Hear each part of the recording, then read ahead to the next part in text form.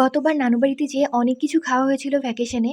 তো তার মধ্যে এই একটা ভিডিও, এটা হচ্ছে দেশি মুরগির মাংসের সাথে চালের গুঁড়ার রুটি।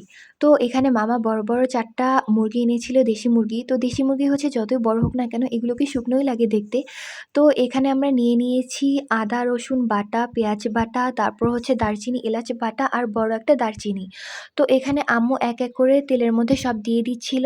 তো এগুলো একটু, একটু করে ভেজে নিতে হবে। আর এটা কিন্তু মাটির চুলায় রান্না হচ্ছে। আর মাটির চুলার রান্না কিন্তু বরাবরই অনেক বেশি ভালো হয়। আমার কাছে তো বেশ ভালো লাগে। আমার নানুর হাতের রান্না আমার কাছে অনেক বেশি ভালো লাগে।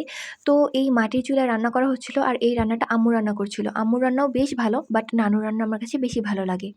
তো ওগুলো ভাজি হয়ে যাওয়ার পর এটার মধ্যে হলুদ গুঁড়া আর একটু পানি দিয়ে দিল। তারপর এটার মধ্যে মরিচ গুঁড়া দিয়ে দিল। এটা অনেকটা ঝাল, ঝাল হয়েছিল। মরিচ অনেকগুলো দিয়েছিল। আমি সবগুলো ক্লিপস নেইনি। তারপর এটা এরকম মাখো, মাখো হয়ে আসলে এটার মধ্যে আরেকটু পানি দিয়ে দিল। তারপর এটা ভালোভাবে কষিয়ে নেওয়া হচ্ছিল। তো এটা কষাতে থাকলো।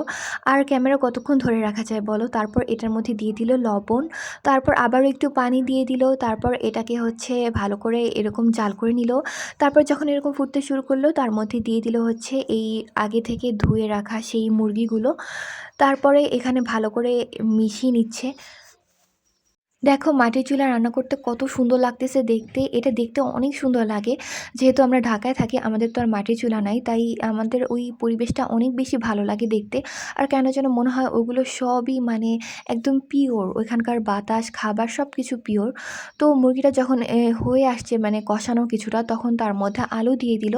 আলু ছাড়া তো আর রুটি খাওয়া যাবে না অবভিয়াসলি।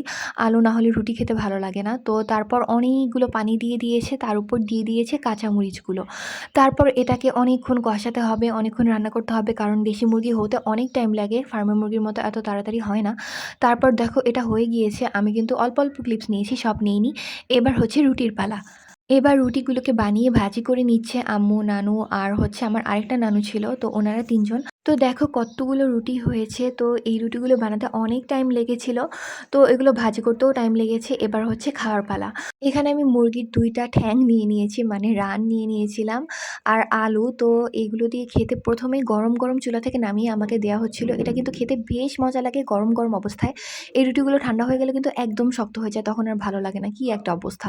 তারপর এখানে আরও ২ টা ঠ্যাং দিয়ে দেয়া হলো আমাকে। তারপর হচ্ছে আমি একটু, একটু করে খাচ্ছিলাম। আর আম্মুরা কাজ করতেছিল। তো ওনাদের মুখেও আমি একটু, একটু করে দিচ্ছিলাম। কারণ ওনারা কাজ করতে, করতে ক্লান্ত হয়ে যাচ্ছিল। তো এইভাবেই খেতে, খেতে আমি আমার দিনটা শেষ করলাম। তো তখন হচ্ছে গিয়ে মাত্র ১০টা ১১টা বাজে। তারপর দুপুরে আবারও খাওয়া হয়েছিল। মানে আমি মোটা হয়ে যাব।